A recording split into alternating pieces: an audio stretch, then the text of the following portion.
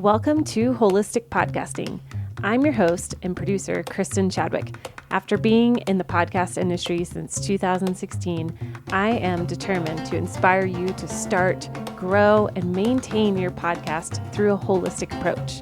If you're an entrepreneur, coach, author, or leader, you need a podcast. And friend, I'm here for you as an experienced podcast coach for over 6 years, working with numerous top podcasts and hosts. Your voice needs to be heard and your story needs to be known. Through holistic podcasting, you will learn how to market your business coming from an aligned and centered place and through intentional strategy. Thanks for listening to the show. Here we go. Hey, everybody. Welcome to Holistic Podcasting. Oh, my dear podcasters, you are in for a treat today because this is for people who are wanting to create a marketing strategy, but they're not sure what or how or what is even marketing in the podcasting space. So if you are feeling overwhelmed by how to do marketing, or maybe even where to get started, or you got stuck in the flow of your marketing, I want you to listen to today's show with my special guest, Tim Fitzgerald. He is the president and the owner of Rialto Marketing, and he has had over 20 years of experience as an entrepreneur and has an amazing passion for growing businesses. So welcome to the show. Thanks for being here. Thanks for having me, Kristin. I appreciate it. Yes. Okay. We're going to dive right in because we were talking right before this of just the idea of marketing and podcasting and who this is for. And really, it's for anybody who has a business and has a podcast and they want to point people to their business, or they're starting a podcast to create a business. So I would love for you to even just start on the fundamentals of marketing. What are those? Sure. This is a question I love to talk about and love to answer because there's so many people that are just battling information overload when it comes to marketing. There's so many different channels. Within those channels, all kinds of tactics. It's like, where do I even start? And the fundamentals is where you start in any discipline, right? The fundamentals don't change. They're immutable. Standing up and hitting a major league fastball, the fundamentals of that are the same as they were when you stood up to hit a little league fastball, right? They do not change. But with marketing, it's so easy to skip them because there's all these people telling us, oh, you need to have a YouTube channel, or you need to have a podcast, or you need to be on Facebook. And we just want to get tactical and take action immediately. But when we do that, and a lot of people do this, we're trying to use a vehicle that we have no fuel for. Mm-hmm. And we all know that's not going to last very long. You might be able to push it down the road, but you're going to get tired. It's going to crap out and it's not going to work. Yeah. So we've got to go back to these fundamentals. And when I look at the fundamentals we're going to focus on today, I think are the ones that make the most sense for people to start with. One is your target market and your ideal clients within that market. Mm-hmm. Everybody is not an ideal client. Yeah. When we first get in business, we're like, hey, you have money, you have a heartbeat, you're willing to pay me. Cool. Let's do work. And we quickly realized that, gosh, some of these people that meet that criteria are a nightmare. Mm-hmm. And they're not a good fit for us. And that's not serving them. And it's not serving us as business owners. So we really need to hone in on who our ideal clients are. And everything from a marketing standpoint starts with target market. So if you skip that, like you're missing a huge, huge portion of it. Okay. What I like to tell people, because this can get very overwhelming really quickly, the easiest place to start to hone in on your ideal clients, if you have an existing business, you've worked with clients, is to start there. Why reinvent the wheel? Go back to your existing and your past customers and ask 3 questions. Who do we love working with? Like, why do we want to work with people that make us bang our head against a wall? Like that's pointless, right? So that's first and foremost. Who are our most profitable clients? Nothing wrong with making money. If we're going to stay in business and serve people at the highest level, we have to make money. Amen. And who do we get great results for? Mm. If we work with people that we get great results for day in, day out, what's going to happen? They're going to want to continue to work with us. They're going to want to do more work with us if they can, and they're going to want to refer us. Right. So ask those 3 questions. I call them the 3 power questions. And once you ask yourself those 3 power questions, you have this subgroup of current and past customers that you answered positively to all 3 of those questions. It's that subgroup that you can start to dig deeper to see if you can find some commonalities. And it's those common groups that typically end up being your ideal clients. And you should not have more than 1 to 3 ideal clients, in my opinion, especially in the beginning. But when you dig into to look for commonalities, you're looking at things like demographics, right? Which are the numbers. Do they live in certain areas, certain age range? Do they have a specific type of degree? Are they in certain industries? I mean, the demographics are going to vary depending on your type of business and whether you're serving business to consumer or business to business.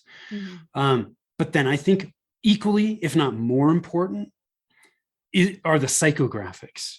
The psychographics get into their head, like what's going on in their head as it relates to what you do. What are the problems that they have? What are the roadblocks, pain points that they have? What are their goals? What results are they looking for? All those things are really, really important. So that's where the easiest place to start. You can go a lot deeper than that, but that's the easiest place to start working on target market and who your ideal clients are within that market. That's great. Some people may be listening to this going, well, gosh, Tim, what if I'm just starting out? Well, Google is your friend, right? I mean, there's so much information at our fingertips. There's forums, there's Facebook groups, there's other online communities out there for virtually any target market. Get out there and use Google to start doing some research to get some of the information that you need. Yeah. The information is at our fingertips. We just need to know where to go to get it.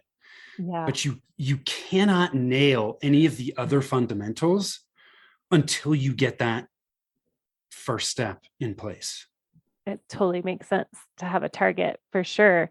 And I love the questions that you just gave for us to go back and just look at our previous experience. And even if we're just starting from quote unquote scratch, we still have history of things where we have seen movement, even if it's in our own journey, in our own walk in our business of, well, this worked for me 5 years ago. This is what went through my head 5 years ago. And so that's where another place that you can go and find those pain points, find those questions that somebody's asking.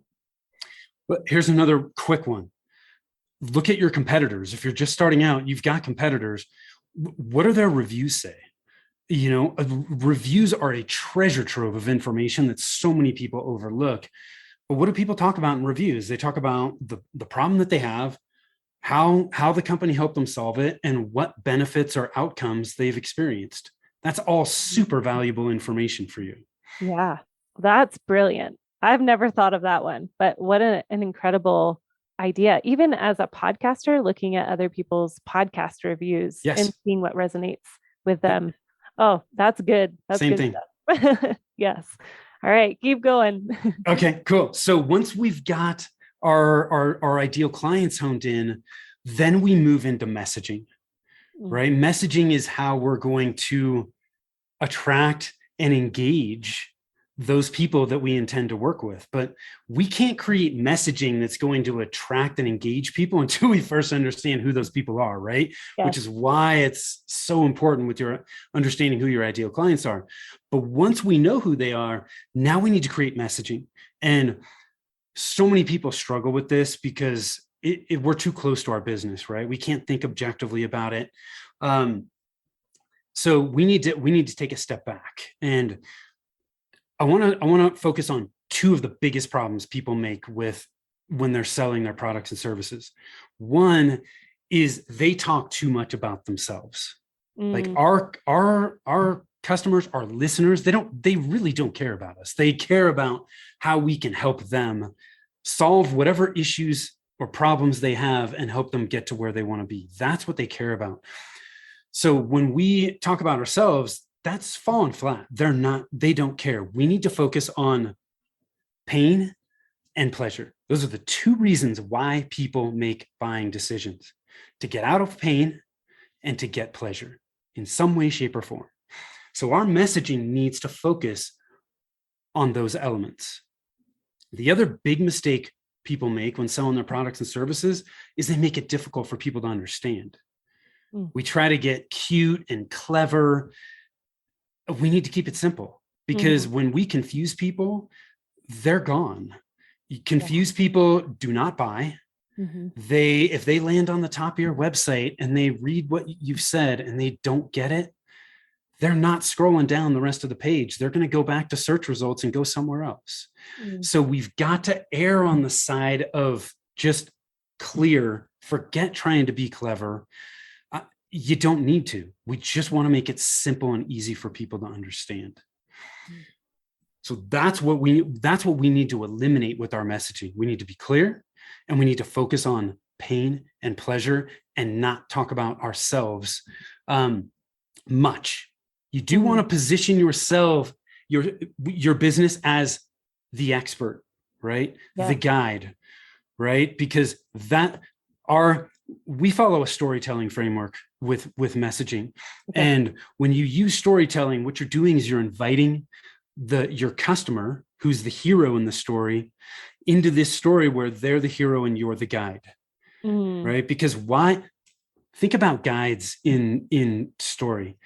They know exactly what the hero needs to do. They were in the hero's shoes. Obi-Wan Kenobi knows what to tell, or Yoda, whatever Star Wars version it is, knows exactly what Luke Skywalker needs to do because they were there. But they're now Jedis, and they're like, Luke, here's what you need to do. Okay. Yeah. That's what we're doing here. Guides, they have empathy because they've been in the hero's shoes, and they have authority and credibility because they were there and they've solved that problem. Yeah. So that's what we want to do with our marketing message. So good. So good. Yes. I love the whole concept of story brand.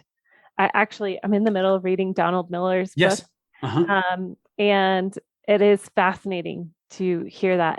And especially as so many people that are listening to the show, they are coaches, and they are coaches because of the hero journey that they have been walking out themselves. Yeah. So this is so applicable to anybody who has a podcast and they are sitting in this position. A reminder of it's not all about us, but yet we are also sitting in that guide position and inviting them into the story to be the hero of their own story as well. Yeah. So good. Okay. Yeah. Story Brand has done a really good job of, they didn't come up with this framework. Right. I mean, the story, the hero's journey has been around for a long time, but they've done a really good job of making it simple and easy for people to understand. I think the important thing to keep in mind, because we use part of that framework. Okay. I think, like I said, it's a great framework. It works. But I think it's just important to really hone in on, got to know your ideal clients before you can jump into that. Otherwise, it's going to be really difficult. And I also think that there are some additional really important elements that need to be in your message that Story Brand doesn't get into. And that's, you've got to have a unique selling proposition, some type of core message that helps differentiate your business, helps make a promise. You also need to create a competitive advantage. If you don't have a competitive advantage over all the other people that they're looking at, you're not going to be the logical choice, right? And so you need to invite people into a story, but you also have to have a unique selling proposition and a competitive advantage that makes you the logical choice. Yeah. Oh, that is good. Thank you for expanding on that. Yeah. Yeah, keep going. Here's the last thing that we're going to talk about from a fundamental standpoint. Yeah. And whatever questions you have, I'm happy to answer. But so we talked about target market. Once you understand who your ideal clients are within that market, then you can start working on your message. once you have your message, now you need to have a plan of how the heck you're going to get that message in front of the right people. Mm. And so many people overcomplicate marketing planning. I think the way I look at it is in 90-day sprints. If you do marketing planning on a yearly basis, I think it's a waste of time, because nobody puts together a year-long marketing plan that is the same at the beginning as it is at the end of the year. So if that's the case, why are you spending the time doing that? Like, the market is evolving quickly. Our businesses are evolving quickly. 90 days is long enough to start to see whether you're gaining traction, but it's short enough where you can start to make course corrections and then wash, rinse, repeat every 90 days. Okay. So I think it is, and 90 days keeps things simple, because if we make plans too complex, it gets in the way of results. Yeah. Yeah. And it gets in the way of actually implementing and executing on it. Yeah. So keep it in 90-day sprints. We use a 6-step plan. This is like a 1-page sheet. Okay. First is your ideal clients, right? Because everything starts there. So you've got to have, at the very least, a paragraph on each of your 1 to 3 ideal clients. Who the heck are they? Keep it top of mind. Yeah. We need to have your goals in there. Like, what are your goals for the next 90 days? Typically, this is the next step to getting to your longer term goals, but we need to have an idea of where you're headed. Then we need to have an idea of what you have to work with. What's your budget? Do you have staff time? And what's your staff's capabilities? If you were on my team, Kristin, and I was like, hey, I want you to do my LinkedIn outreach, and you're like, LinkedIn, what the hell is LinkedIn? Well, then we got a problem, right? Yeah. So we either got to level up those skills, or we've got to find somebody else. But at this step, it's giving you an idea of what you have to work with, so that you don't take on too much in your plan, or you don't take on too little. Either one is not a good thing. Yeah. So we need to know what we have to work with. Fourth, we need to have an idea of where we're starting from. We need to get a baseline. You can't create a plan to figure out where you need to go until you know where you're starting from. Yeah. And that's why, and there is no one size fits all plan. Every business is unique. I don't care if I'm talking to 2 different accountants. Their plans are going to be different. Yeah. They have different goals, different resources, different budgets. They're starting from different places. Those all impact what goes in the plan. So at the 4th step, we need to get a baseline. I just want you to identify, what have you done from a marketing perspective, and what do you continue to do? Yeah. In the 5th step, that's where we start to outline what we're actually going to do over the next 90 days. If you don't have these strategic elements that we've just talked about, ideal clients, messaging, man, you got to start there.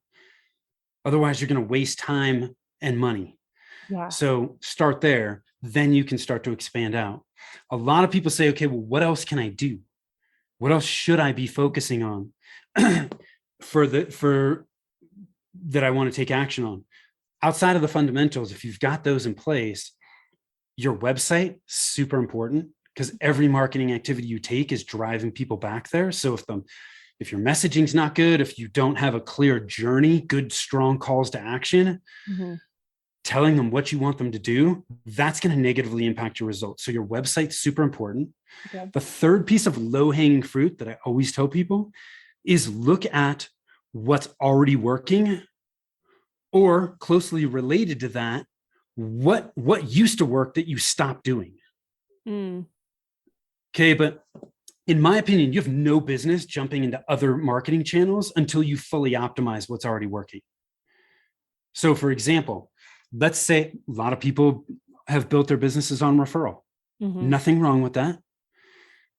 But it's not scalable. You're going to reach a point where you have to invest in other marketing channels if you want to grow. But you'd be shocked at how many people say, oh yeah, we're generating all our business from referrals. Cool. Tell me how you're doing that. It just happens. We do great work and we get referrals. What would happen if you actually put a system in place, a process to maybe incentivize referrals. Maybe you get a referral program. Maybe you start asking for referrals at very specific points in the customer journey where it makes the most sense for you to ask for referrals. Mm-hmm. And you teach people how to refer you so that you get better referrals, higher quality referrals, and more referrals. If you're not asking for referrals in your process, well, your process isn't optimized. Mm. So let's look at what's already working, fill in the gaps, and do more of what we can in that process that's already working to optimize it. Once you've optimized it, then you can start to go into other channels. So at this 5th step, those are the 3 things that I would really focus on first. Okay. Then the last step in our 90-day marketing plan are metrics. Okay.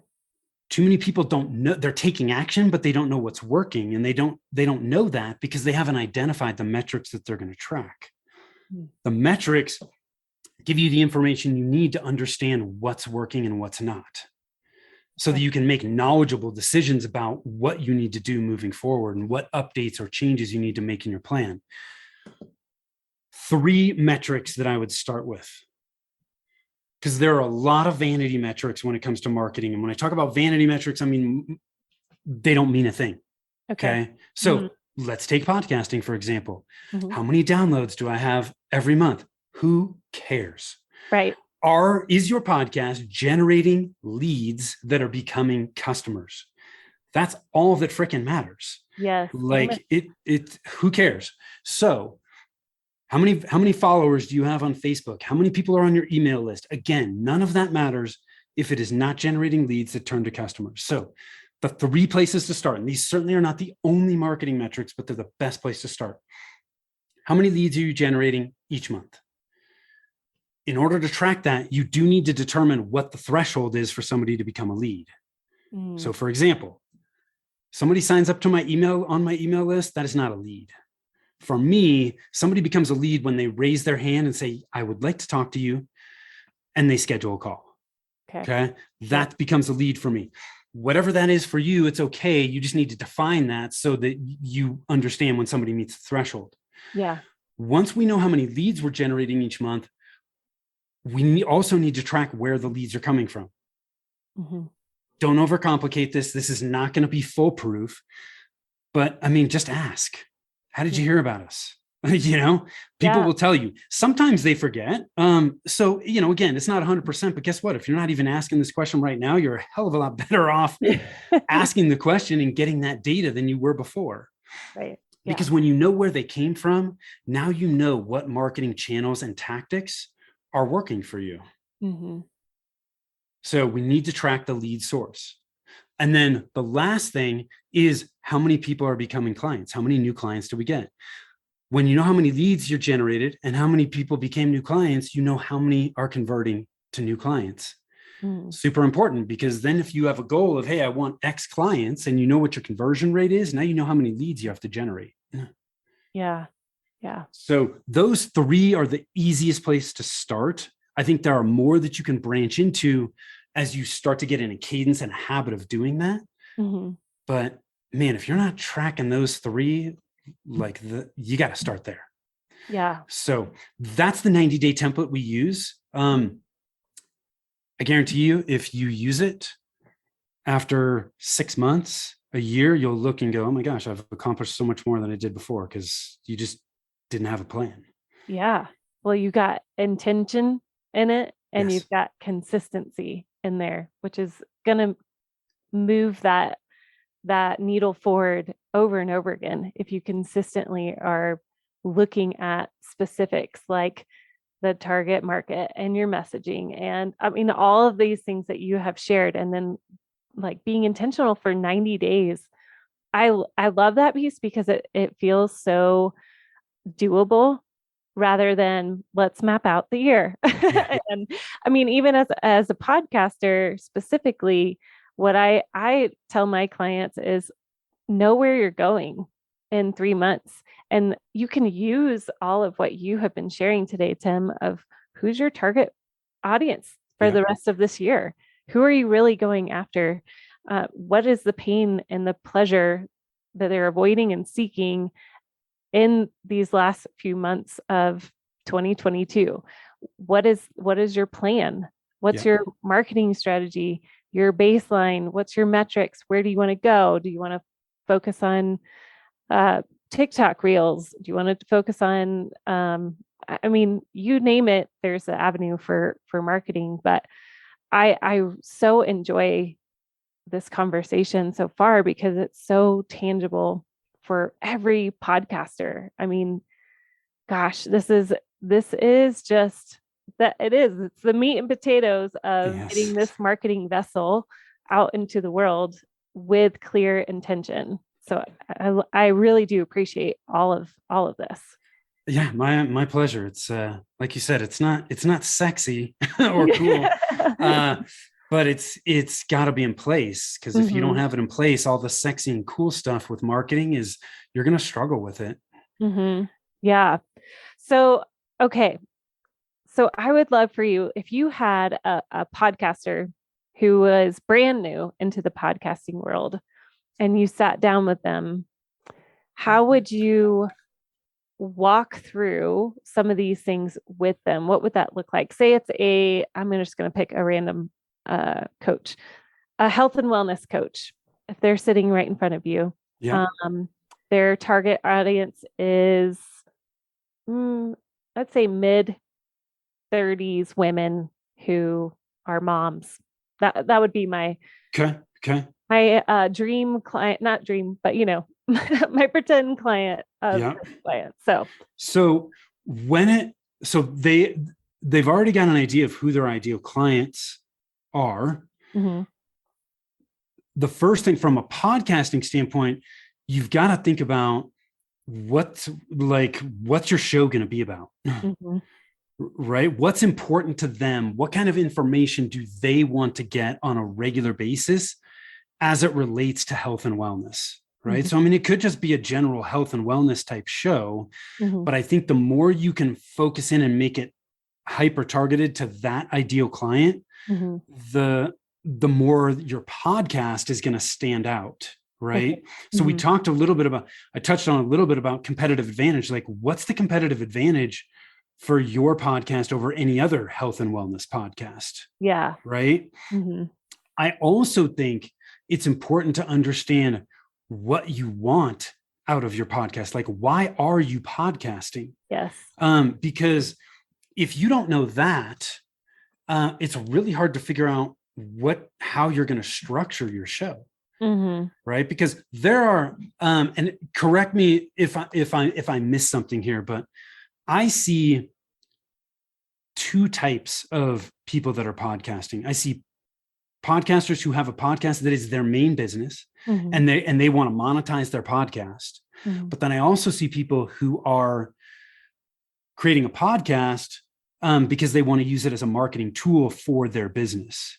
Yes. And in the latter case, there are times where you don't really care how many people listen to your podcast, Mm-hmm, right? mm-hmm, You might, because in that case, there are people that are using their podcast as a way to interview ideal clients mm, and build a relationship with that client. And then they close a certain number of the people they interview. okay. A lot of people don't think about that, Yeah. but there are people that is the sole purpose of their podcast. Which is brilliant. I mean, yeah, you're using it as a marketing vessel. Yes, you're Yeah. using it as a tool it opens doors very easily, because a lot of people want to be interviewed on podcasts. Mm-hmm. So if I want to interview, maybe my podcast in the example you just gave me is about different women's health and wellness journeys, right? Mm-hmm. Different moms' health and wellness journeys, and that's what I'm doing, right? Mm-hmm. Because we all learn from other people's stories and their what they've learned and their experiences. So it's moms in XYZ range. My podcast is about their journeys and their past, and I'm trying to pull out their learning experiences so that my entire audience can learn from that. Mm-hmm. But then at the same time, when I'm interviewing them, I'm also identifying some of the problems they've solved, but I'm also hitting on some of the existing problems that they still have, gosh, I can solve those problems through my coaching program, right? Yeah. And you're not pitching that on the interview, but you've developed a relationship with them through the podcasting process. And then at the end of the interview, you can continue that conversation. Yeah.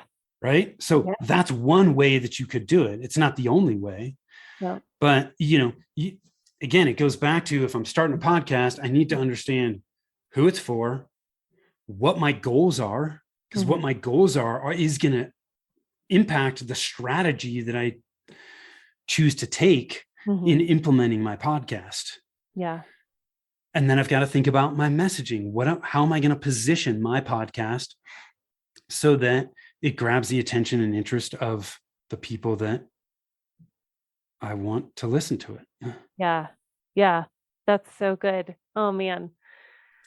I feel like we could just benefit from all of what you're bringing to the table for hours. I mean, just like I said, podcasting is one of those amazing marketing tools that we can use over and over again, whether it's sharing our story or inviting others on to share their story, or to promote a business, or to what I share on my podcast and with my coaching clients that are podcasters as well, is people learn to trust you because you are out there consistently putting value into their ears.